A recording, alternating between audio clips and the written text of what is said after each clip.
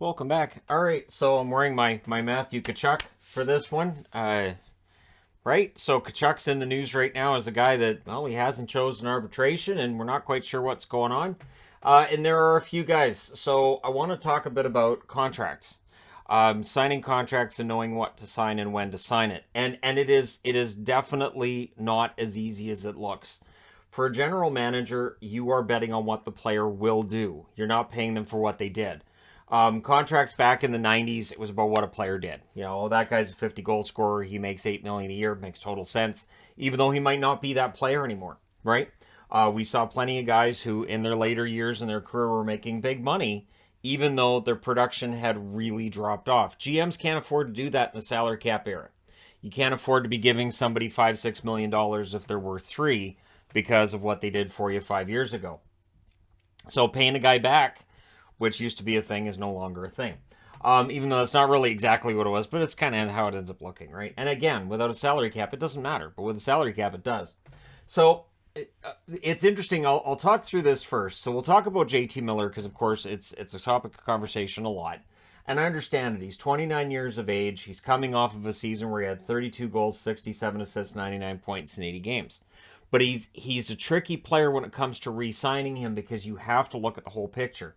So his last year in Tampa, he played 75 games, 13 goals, 34 assists, 47 points. He played 2 games in that playoff round, or 4 games in that playoff round against Columbus, had 2 assists, and then he was gone. He was traded to Vancouver, and Tampa Bay really needed cap relief. The Canucks, parted ways with a first-round draft pick in response, which made a lot of people upset at the time. They're like, you're giving up a first-round pick for JT Miller? This is ridiculous. His numbers hadn't been much better in New York, and his numbers in Tampa had not been stellar. So it was understandable on some level that people would be upset with the trade. Now, his time in Vancouver, he's been excellent, right? His first year in Vancouver, 27 goals, 45 assists, 72 points in 69 games. The following season, he fell back. 15 goals, 31 assists, 46 points in 53 games. But he has talked about that season and how that was an off year for him, right? But the one question I would have if I'm a general manager of a New York Rangers, if I'm a general manager of a Pittsburgh Penguins, etc., is if you're going to acquire this player, you then have to sign him. Are you going to sign him based on what he did in Vancouver, or are you going to look at his entire career and say, okay, odds are what we're going to pay him to do in the future is not going to be a 99-point season. It's probably going to be maybe a 65, 70-point season. And this is where things get kind of dicey, right? When you're offering big money to a player who's coming out of an entry-level contract, they're usually pretty happy about that. But for veteran players, this is their chance to cash in. So if JT Miller feels like he's being disrespected with the offer, he understandably would break off communication. So you have to be careful, right?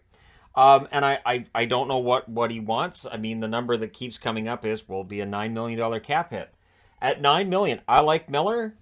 I think if it's $9 million, if it's a long-term extension, I think that's one that a team may come to regret later. He is, as I've said, 29 years of age. So when the next contract would be kicking in, he'd be 30 years of age. And that's where traditionally a lot of production drops off, right? And of course, you're going to mention Ovechkin and Crosby and others. Elite level players. And if you want to say JT Miller's one of those as well, great, cool.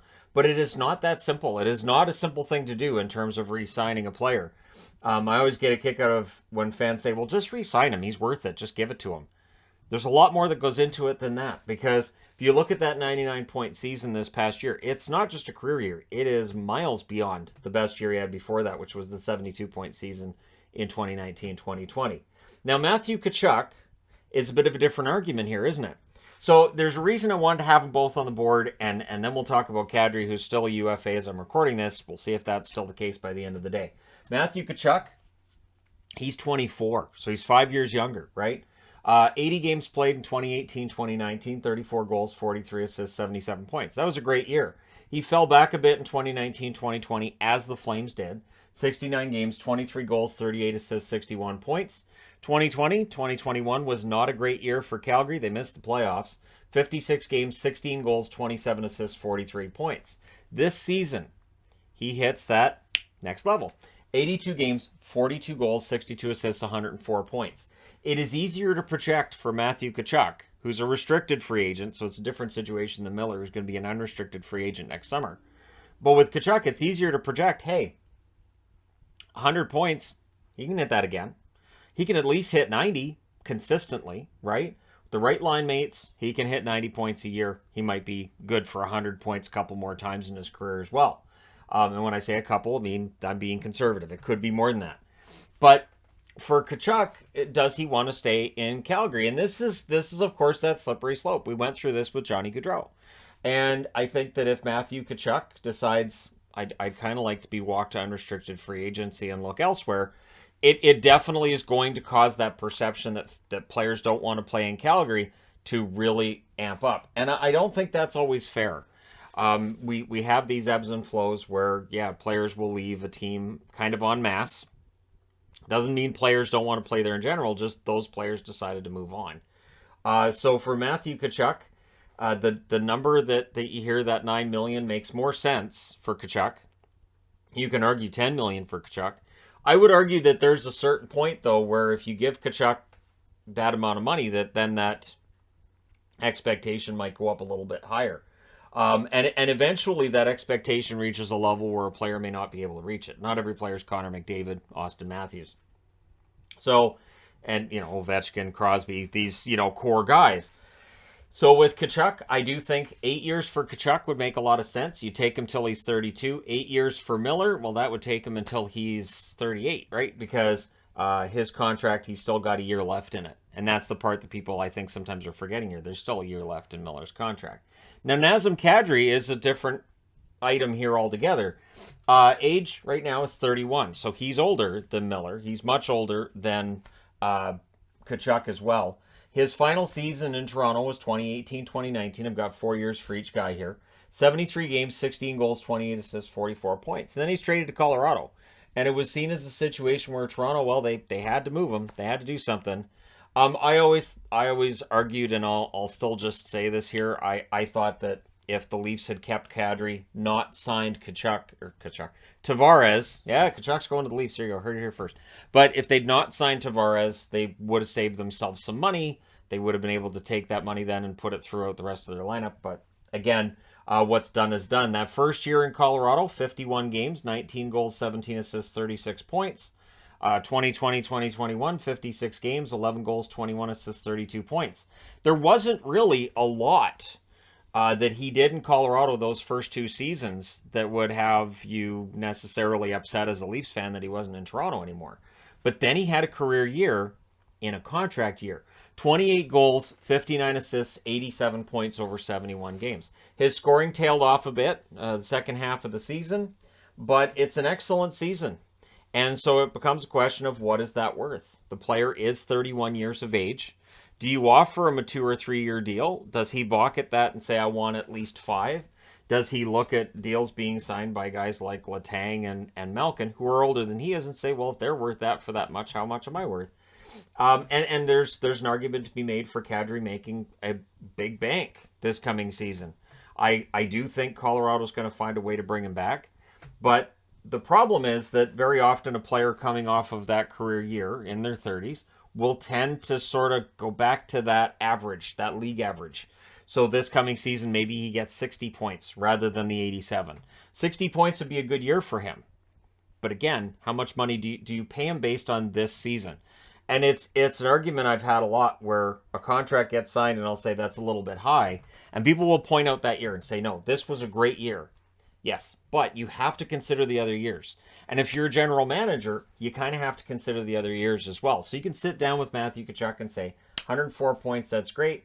Here's what we think you're worth based on your body of work over the last couple of years. The one difference with Tkachuk over the other two being he's only 24 years of age. He's coming into his prime, and odds are he can maintain that level of production. Whereas Miller and Kadri, I don't think if either of them fell off production-wise this coming year, we'd be that surprised. The one thing, too, for Miller is that if his production falls off, that'll drop his asking price as a free agent next year. So it behooves him to get that extension done probably now and get that figured out, whether it's in Vancouver or wherever it is, because his price might have dropped by next summer. We have seen that before. Players, I'm betting on myself, and they might lose that bet. Sometimes they win it, sometimes they lose that bet. Now, I want to talk about two contracts that everybody talks about what a steal they are, and one that we can look back on and say, that's just high, and why it was signed when it was. So Leon Draisaitl signs an 8-year extension worth $8.5 million per season with the Oilers August 16th of 2017 at age 21, almost 22. Peter Chiarelli signs him to this deal, and there were a lot of people at the time that said, are you crazy? Are you crazy? He's had one good year. Because 2015-2016, so the year prior to, 72 games, 19 goals, 32 assists, 51 points. And then the year before he signs that contract, 82 games, 29 goals, 48 assists, 77 points. 77 points is good. Is it $8.5 million a year good for 8 years? And the 8 years is what caught people off guard. Now, with the beauty of hindsight, looking back, hindsight's 2020. 5 years later, we can look at this contract and say, at $8.5 million, Draisaitl's a steal, because he has absolutely taken that his game to the next level. Nathan MacKinnon as well. I remember he signed that 7-year deal worth $6.3 million per season on July 8th of 2016. What's interesting is both of these contracts were immediately after entry level. The entry level contract ends and these guys sign big long-term contracts. Now, MacKinnon was only 20, about to turn 21 at the time, but he was coming off of what was honestly two kind of struggling seasons. 2014-2015, 64 games, 14 goals, 24 assists, 38 points. In 2015-2016, so right before he signs that contract, 72 games, 21 goals, 31 assists, 52 points. We can look back now and say, well, obviously, Joe Sakic knew this was the future of their franchise, but he didn't break through in 2016-2017 after he signed that contract either. When his points total was roughly the same as it was in 2015-2016, and it just wasn't clicking. There were definitely reasons to look at that contract and say, maybe it's not that great. However, he did break through with 97 points in 2017-2018. So, Joe Sakic putting down the money, saying, this is me betting on you and believing in your future, worked out both for MacKinnon, who got paid, and then it worked for the Avs, who now have an absolute steal on their roster. And, of course, that contract has a year left in it. And I would expect MacKinnon to get paid next summer. And what McKinnon's going to make could very well decide what they offer Kadri, right? You don't want to give Kadri a huge contract for a long-term extension and make things difficult when it comes to keeping MacKinnon. Or making it so that, okay, we kept Kadri, now we're going to keep MacKinnon, so we have to lose somebody else. This is the dance you do with the salary cap. And I get a kick out of it because the good GMs are able to make it work. And the really, really smart GMs figure out their way around this. And I still think with Kadri, the fact he hasn't signed yet tells me he's probably headed back to Colorado. And then there's the Erik Carlson deal. The Erik Carlson deal we can all look back on and say, oh, what a terrible, awful, that's just awful. Now, signs an 8-year deal for $11.5 million as the cap hit for that 8 years on June 17th of 2019 at age 29. Now, it is not a contract we liked in the beginning. I remember that signing, I remember that video, and I remember kind of being baffled that San Jose was keeping him around because I didn't think that the Carlson Burns experiment had been particularly successful that year. So if you look at the 4 years leading up to the contract, you can understand what Doug Wilson's thinking. 2015-2016, Erik Carlson, 16 goals, 16 assists for 82 points in 82 games. 2016-2017, in 77 games, he played, and he had 17 goals, 54 assists, 71 points. And then 2017-2018, which was a disastrous season for Ottawa, for Erik Carlson, for all of it. That was when the Hoffman stuff was going on too. 71 games, 9 goals, 53 assists, 62 points. And then in his first year in San Jose after the trade, he only played 53 games due to injury. 3 goals, 42 assists, 45 points. Now, he had a down year that first year in San Jose, which is part of the reason why it was such a surprise that they decided to keep him around for another 8 years. But again, the plan was simple. He can get back to this. He's 29 years of age. Defensemen can play well into their mid-30s. He can get back to this. Doug Wilson, having been an NHL-level defenseman, would know this, that defensemen bounce back all the time.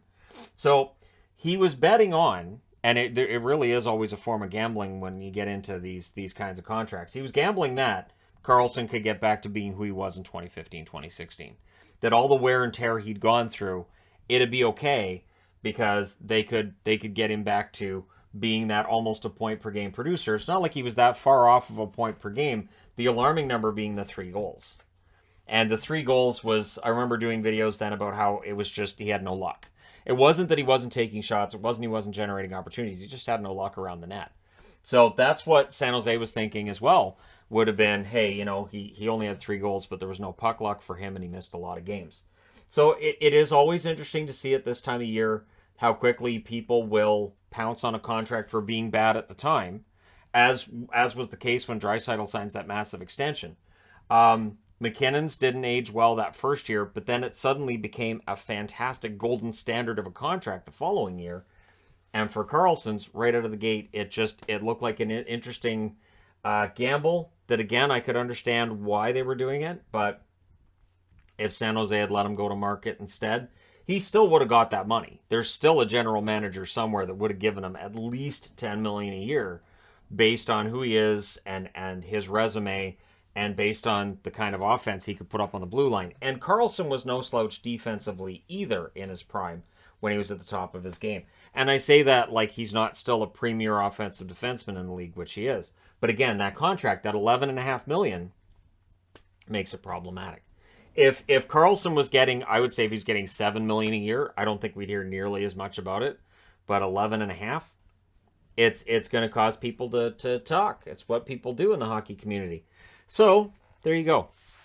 We'll see what these guys get, and we'll see for how long. I would think Tkachuk gets, if he's willing to sign in Calgary for an extension of 8 years, I think they give it to him. I don't think he wants to. I think that's why we still haven't seen a signing yet. And I do think he ends up being walked to free agency. I think that's what's going to end up happening. JT Miller, I think that the trade happens. I think it'll happen on Rutherford's time when Rutherford and Alvin are ready, and not until then. And then Kadri, again, I still think he ends up back in Colorado, although Calgary would be an interesting location, wouldn't it, if they could somehow make that work and still re-sign all their restricted free agents. But we'll see how it turns out. One thing that does kind of get forgot with contracts that get signed and guys getting big money is when teams have to dump players off.